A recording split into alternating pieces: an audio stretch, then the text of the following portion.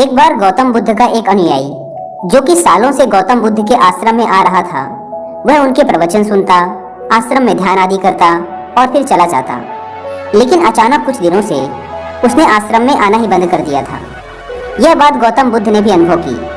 एक दिन जब गौतम बुद्ध उस गांव से भिक्षा मांगकर वापस लौट रहे थे तो रास्ते में उस अनुयायी का घर भी पड़ा। बुद्ध उसके घर के अंदर चले गए।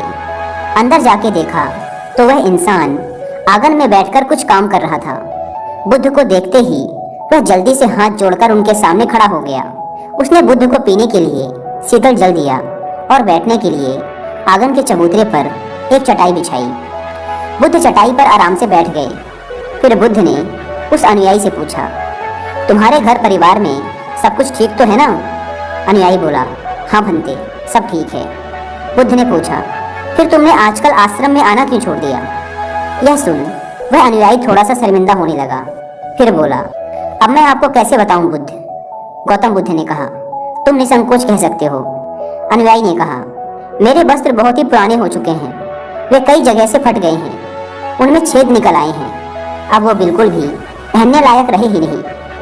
बुद्ध ने अनुयायी के वस्त्र देखे, वे सच में बहुत ही बुरी हालत में थे, जगह जगह से घिस चुके थे, कई सारे छेद थे उनमें। इसके बाद बुद्ध उठ खड़े हुए और मुस्कुराते हुए अनुयायी के कंधे पर हाथ रखकर बोले, चिंता मत करो, सब ठीक हो जाएगा। शाम के समय जब आश्रम से सभी अनुयायी बुद्ध के प्रवचन सुन घर वापस जा रहे थे तो बुद्ध ने अपने एक धनवान अनुयायी को रुकने के लिए कहा। जब सब चले गए तो बुद्ध ने अकेले में उस धनवान अनुयायी से अपने उस गरीब अनुयायी को 2 जोड़ी वस्त्र देने को कहा।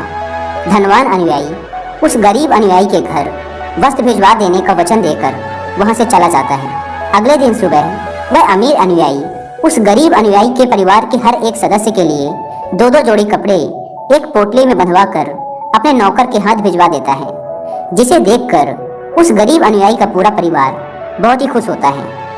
अगले दिन जब वह गरीब अनुयायी दोबारा से बुद्ध के आश्रम उनके प्रवचन सुनने आता है तो अंत में जाते समय बुद्ध उस अनुयायी को रोककर उससे पूछते हैं, क्या अब तुम अपने नए वस्त्रों में आराम से हो? तुम्हें और कुछ तो नहीं चाहिए?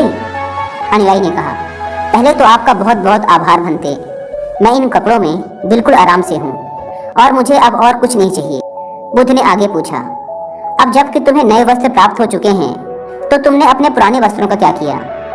अनुयायी ने कहा, हमारा परिवार अब से उन्हें बिस्तर में बिछाने और ओढ़ने के काम मिलेगा, अब हम उन्हें ओढ़नी की तरह उपयोग में लेंगे। बुद्ध ने कहा, फिर तुमने अपनी पुरानी ओढ़नी का क्या किया? अनुयायी ने कहा, बुद्ध, मैंने उसे अपने घर की खिड़कियों में पर्दे की तरह लगा दिया है। बुद्ध ने कहा, तो क्या तुमने अपने पुराने पर्दे फेंक दिए? अनुयायी बोला, नहीं भंते, अब मैं उन पर्दों के छोटे छोटे टुकड़े करके उनका उपयोग रसोई में गर्म बर्तनों को उतारने और पकड़ने के लिए कर रहा हूँ। बुद्ध ने पूछा, तो फिर तुमने रसोई के पुराने कपड़ों का क्या किया? अनुयायी ने कहा, अब मैं उनका उपयोग घर में पोछा लगाने के लिए करूँगा। बुद्ध ने कहा, तो फिर तुम्हारे पुराने पोछे का क्या हुआ? अनुयायी ने कहा, बुद्ध, वो पुराना पोछा इतना तार तार हो चुका था कि अब उसका कुछ भी नहीं किया जा सकता था, इसलिए मैंने उस पोछे से एक एक धागा अलग करके दिए के लिए बातियां बना ली। उन्हीं में से कुछ बातियां मैंने आश्रम में दान कर दी हैं, जो अब आज रात से आपके कक्ष में प्रकाशित होंगी। यह सुन बुद्ध अनुयायी से संतुष्ट हो गए। वे इस बात से बहुत खुश थे कि उनका शिष्य वस्तुओं को बर्बाद नहीं करता, बल्कि उनका सही से उपयोग करना जानता है। गौतम बुद्ध हमेशा अपने शिष्यों को बहुत ही कम चीज़ों के साथ जीवन निर्वाह करने की शिक्षा देते थे। साथ ही उनका यह भी मानना था कि यदि हमारे पास कुछ भी हमारी ज़रूरत से अधिक है तो हमें उसे दूसरे ज़रूरतमंद लोगों को दे देना चाहिए। काश हमारी आज की जनरेशन भी बुद्ध का ये संदेश समझ पाए।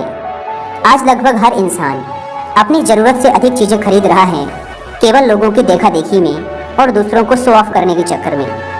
आजकल पुरानी चीज़ों को रीयूज करना तो दूर की बात है, हम लाई हुई नई चीज़ों को ही पूरी तरीके से यूज नहीं कर पाते। इसका एक कारण ये भी है कि आज की इस मॉडर्न दुनिया में हर रोज़ नई चीज़ें इन्वेंट हो रही हैं, जिससे बहुत ही जल्द चीज़ों का फैशन खत्म हो जाता है और दूसरी नई प्रकार की वस्तु चलन में आ जाती हैं। आजकल जब हम कोई फ़ोन या इलेक्ट्रॉनिक प्रोडक्ट लेते हैं तो उनमें कितने तरह के फंक्शन की जांच करते हैं, लेकिन एक सर्वे के अनुसार एक इंसान अपने फोन के 60% फीचर्स कभी यूज ही नहीं करता या फिर बहुत ही कम बार उसे यूज करता है। यानी कि अगर वो फीचर्स ना भी होते तब भी उस इंसान का काम रुकने वाला नहीं था। पर ये तो है मानव निर्मित चीज़ों की बात। लेकिन समझदारी से यूज करने की सबसे ज़्यादा ज़रूरत हमारे प्राकृतिक संसाधनों जैसे पेट्रोलियम, नेचुरल गैस और कुछ बहुत ही महत्वपूर्ण चीज़ें जैसे पानी और बिजली को है। आज जब प्राकृतिक संसाधन दिन प्रतिदिन खत्म होते जा रहे हैं तो ऐसे में हमें भी पूरा प्रयास करना चाहिए कि चीज़ें कम से कम बर्बाद करें और अपने छोटे छोटे प्रयत्नों से इस पृथ्वी को सुरक्षित बनाकर रखें।